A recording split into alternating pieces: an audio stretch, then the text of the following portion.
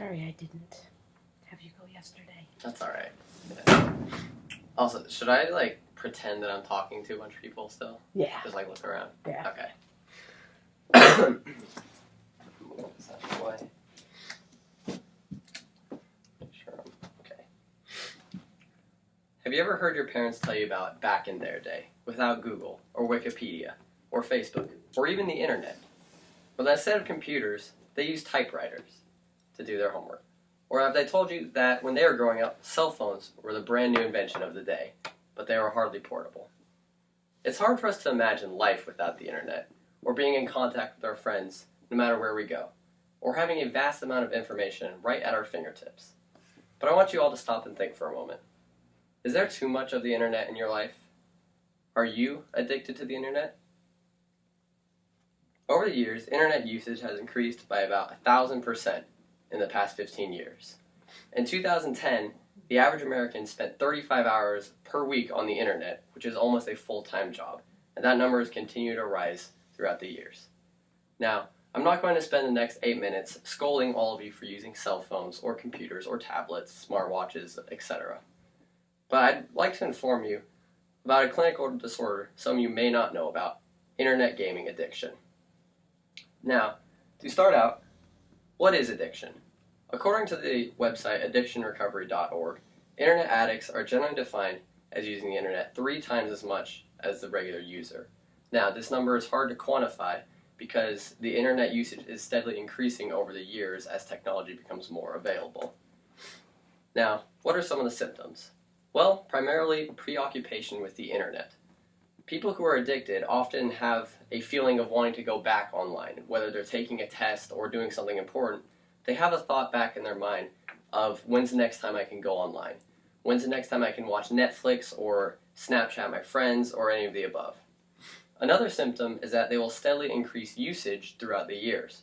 So, for example, what may have turned into 4 hours a night might turn to 5 or 6 and result in staying up later. Furthermore, they may have unsuccessful attempts to cut back on use. Now, I know I have had this where I will try to be determined to not go on the internet for an hour and a half and just work on homework.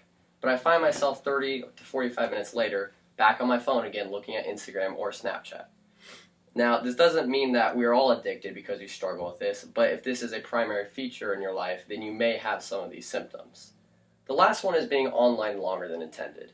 Now, this one is a little hard to define because I'm sure we can all attest to being on the internet longer than we first intended to by losing track of time or telling ourselves, one more Netflix episode or 5 more minutes.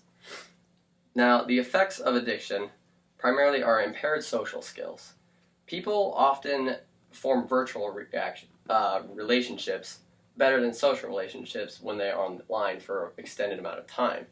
And they don't develop the people skills, the how to talk, how to hold a conversation without typing that's necessary in life. The second effect is that they will have internet identities. Now, this isn't just being online and pretending to be someone else just for having fun and having a few laughs. Rather, they believe that this is who they are inside and that this is the only way they can express themselves is online. And they will have these second internet identities with their own lives and own backstories to go with them. The last one is damaged relationships. Dr. Kimberly S. Young, in 1999, found that marriages are the most affected by addiction.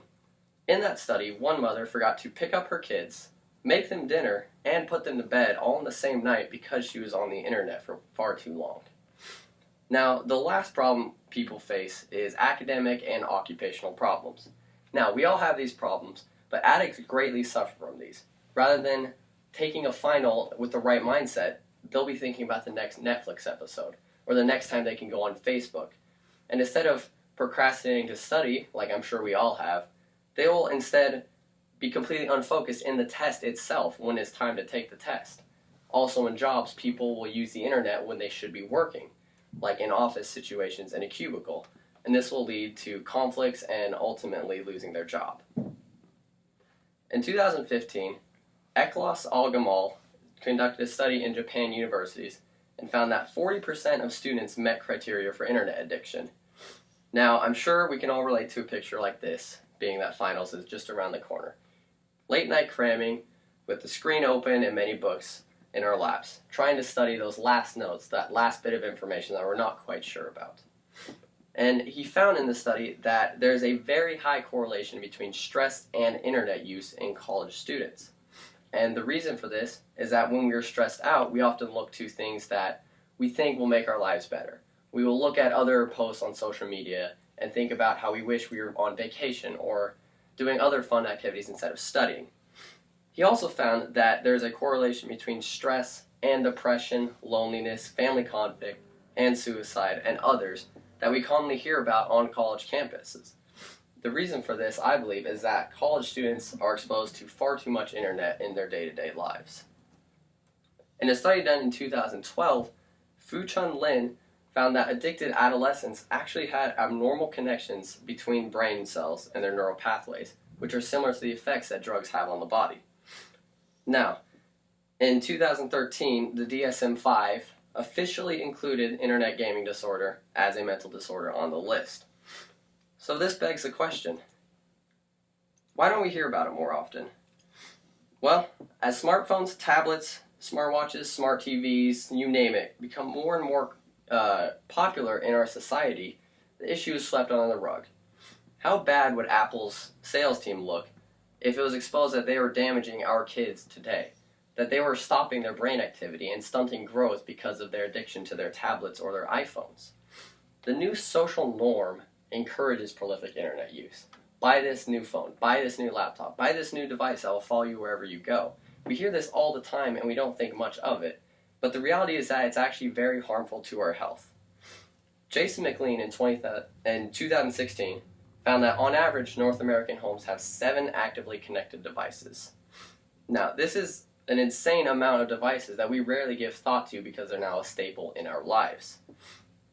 The problem with these devices is that the harm is mostly emotional and mental. We rarely see physical harms come from internet use. Now, I'm sure you've all heard about the dangers of smoking, and we've seen the pictures. We've seen the pictures of the black tar in the lungs, and we've seen all this evidence for how harmful their addiction can be, but we don't see the evidence for internet addiction. Dr. Gail R. Jesse noted that 99.8% of college students owned a cell phone in 2011, and that number is far closer to 100% today.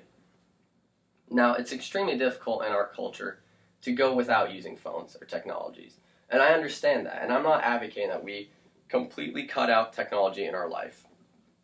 Rather, we should look for other more productive ways to entertain ourselves, such as going on a hike or throwing around a frisbee. We're very fortunate to live in the beautiful town of San Luis Obispo, and where the sun's shining every day, and it's just seemingly perfect weather, and a lot of people's dream destination. Studies have actually shown that simply being in the sun can actually greatly improve your health and your health benefits. So, in closing, I'm not saying we should cut out internet from our lives, that we shouldn't completely throw away our phones and cancel our data plans, but we should be more aware of our internet usage. And I encourage you all to ask yourselves whenever you find yourself scrolling through Instagram or Facebook, if you can be more productive in a different way, if you can enjoy life and the nature and the people around us instead of being stuck in your phones all the time. All right. Done. Yeah. Okay, Jesse.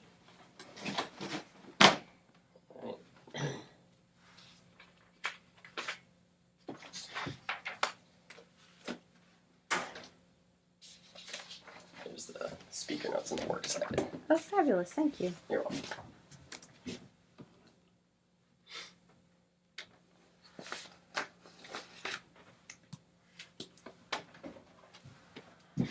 Alrighty.